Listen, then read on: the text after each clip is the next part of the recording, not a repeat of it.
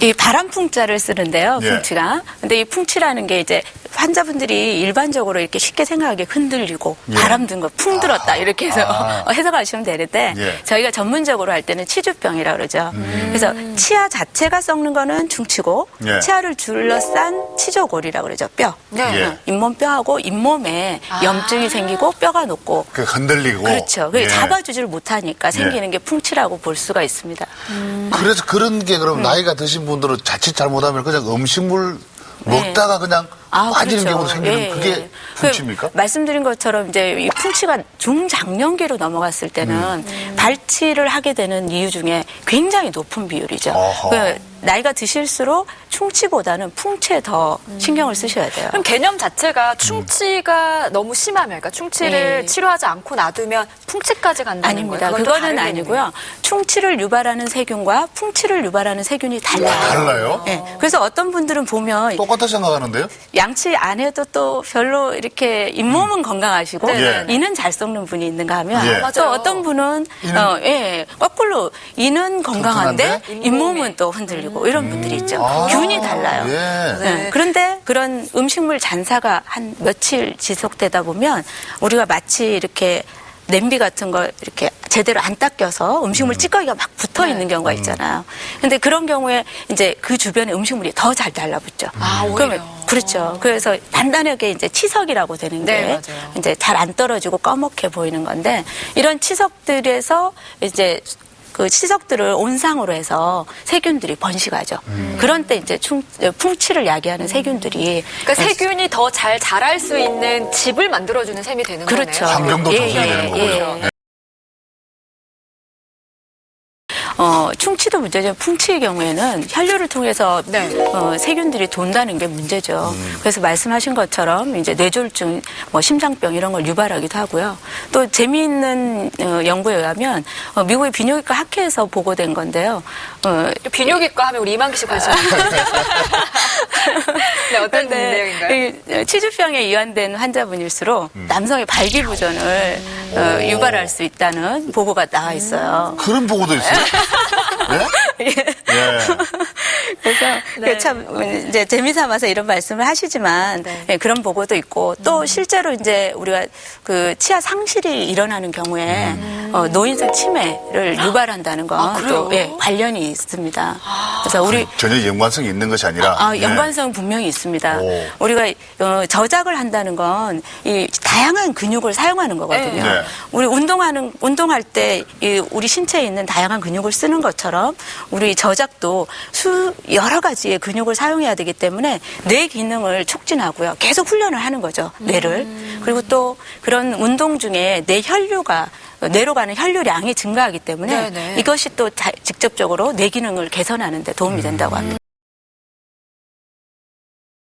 우리가 잇몸이 많이 안 좋은 풍치를 앓고 계신 네네. 분들은 대부분 공간이 많고 네. 사이사이 틈새로 잘 들어가야 되기 때문에 지금 이렇게 보시는 것처럼 칫솔이 이렇게 2줄짜리가 있습니다. 아, 그래요? 처음 봐요. 네. 치과에 가면 대부분의 치과에서는 이런 것들을 구비하고 있으니까 네. 말씀을 하시면 그러니까 풍치 하실 수 환자가 있고요. 쓰면 좋은 그렇죠. 건가요? 이게 사이사이 잘 들어갈 수가 있어요. 제가 처음 봐요. 또 그래서- 어떤 게 있나요? 예, 예. 그리고 이런 것들이 이제 잇몸에 좋고, 네. 이제 우리 보라씨 같이 건강한 젊은 사람들의 경우에는 사이 공간이 많지 않습니다. 치아와 치아 사이 공간이? 근데 이제 우리가 턱이 조금 다 서구화되면서 우리 치열이 약간씩 삐뚤삐뚤한 경우들이 있잖아요. 네. 그런 경우에 이제 사이사이 잘 끼기가 쉽습니다. 그런 때 또 사용하기 쉬운 게 이 치실이에요. 네. 치실. 이런 치실을 많이 봤습니다. 네. 예, 예. 시중에 이거는 쉽게 구할 쉽게 수가 구할 수 있습니다. 있죠. 네. 한 30-40cm 정도로 이렇게 자르시고요. 예, 양쪽에 이렇게 손에 이렇게 치아 하나 정도 공간이 남도록 감아서? 예, 감아서 이렇게 하고 하고자 하는 치아 위치에 대고 부드럽게 하는데 넣고 구두 닦듯이. 예. 예, 잘 아시죠? 왔다 근데 이게 갔다 굉장히 하면서. 불편해요.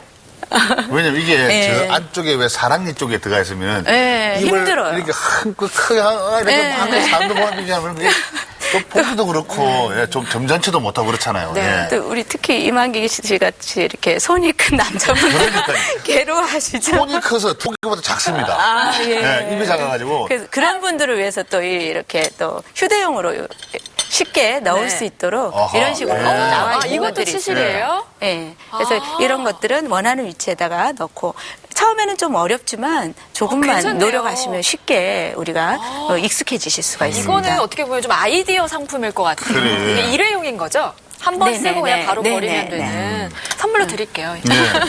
사랑니 쪽에 한번 해보세요. 그리고 저는 개인적으로 또 궁금한 게 이건 예. 뭔가요? 지금 보신 것 중에? 네. 예, 이거는 이제 치아를 잘 닦고 잇몸을 잘 닦고 하는 거 중요하죠. 근데 거기에 덧붙여서 하나 더 하자면 우리가 또 나이가 많으신 분들은 입에 백태도 잘 끼시고요. 어린 아이들도 혀에, 보면 그쵸? 예, 혀에 예, 많이 끼시는데 그 혀를 닦는 기구예요. 아, 좀 약간 투덜투덜하게 예, 튀어나와 예, 있군요. 우유 자체가 좋은 음식이기 때문에 한 잔 먹고 하는 거는 그렇게 나쁘지는 않을 수 있습니다. 건강한 사람의 경우에는 침 분비량이 충분하기 때문에. 네. 근데 이제 더 좋으려고 하면 물론 가볍게 헹구는 것도 괜찮고 가볍게 양치를 하시면 좋고요. 그런데 이제 어린아이들의 경우에는 이게 좀 다른 문제입니다. 어린아이들은 유치라고 하는데요. 네. 이 유치는 우리 성인이 가지고 있는 영구치에 비해서 치질 자체가 굉장히 약합니다. 약하고 이게 쉽게 어떤 그 치아 세균에 의해서 탈해되기가 쉽기 때문에 이런 부분에서 굉장히 조심을 해야 되고요. 실제로 아이들의 경우에 잠 안 자고 막 칭얼거리면 어머니들이 이렇게 우유를 많이 갖다 주잖아요. 네. 그래서 잘 때 우유병을 물고 자는 아이들이 많이 있습니다. 예, 예. 그런 경우에 이제 입안에 우유가 남아 있고 표면에 젖어서 다발성으로 급속도로 이가 상해서 치과에 오는 경우가 많습니다. 네, 저는 일리가 있다고 생각을 합니다. 실제로 이제 격투기, 아까 말씀 권투나 뭐 하키 같은 경우는 또 스틱에 의해서 손상을 받을 위험이 있으니까 그런 경우는 이제 외상에 대한 손상을 보호하고자 하는 건데요.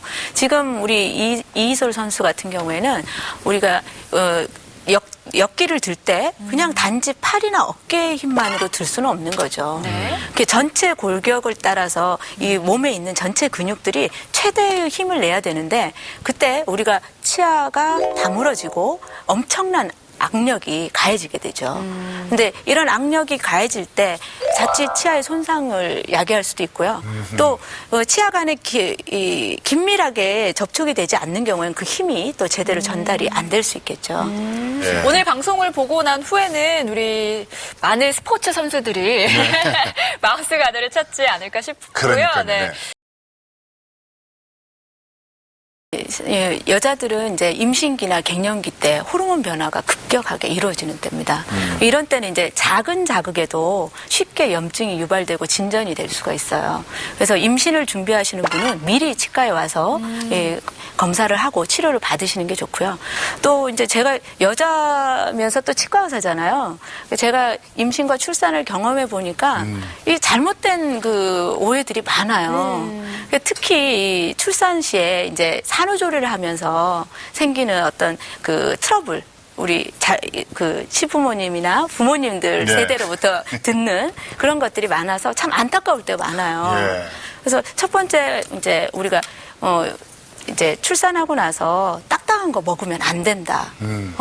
그런데 그렇지 않습니다. 아, 먹어도 돼요? 예, 그냥 똑같이 건강한 식사를 하시는 게 좋고요. 또 이제 찬 음식 먹지 말아요. 예, 찬 음식 먹지 말아요. 이것도 아주 많은 거예요. 찬 음식 먹으면 풍치 온다. 네. 제가 심지어 치과 의사인데 제 차대를 한여름에 나왔어요. 네. 네. 그래서 수박을 너무너무 먹고 싶은데 못 먹게 하시는 거예요. 아, 시어머니께서. 네, 예. 그래서 제가 어머님 저 치과 의사예요. 맞습니다. 근데 이 정도는 약과예요. 예. 더 심한 경우 이를 닦지 마라. 어머. 예, 그런 분들도 있어요. 잘못된 예. 절대 아닙니다.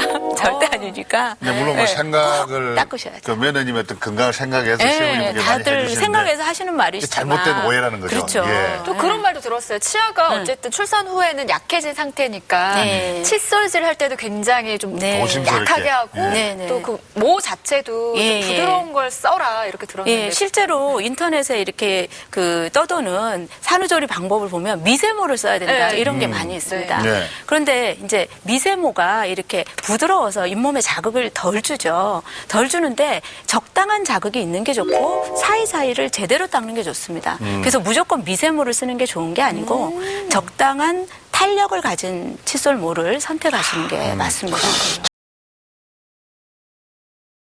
저는 치아 건강은 웰빙의 키다. 뭐 이렇게 오, 웰빙의 키다. 예. 예, 좋은 말씀이신데요. 잘 먹고 잘 살고 이게 웰빙 아닙니까? 그럼요. 그죠? 네. 근데 우리가 먹는 거 이게 시작이 바로 치아에서 시작되니까요. 잘 먹어야 우리 신체가 다 고루 또 건강할 수가 있죠. 정신적인 건강도 우리가 실제로 이 치아를 상실하게 됐을 때 갖는 정신적인 상실감, 노화에 대한 어떤 두려움 이런 게 네, 많거든요. 맞습니다. 그래서 건강한 삶을 살기 위한 키다 이렇게 생각합니다. 그 키 잘 가지고 다녀야겠어요.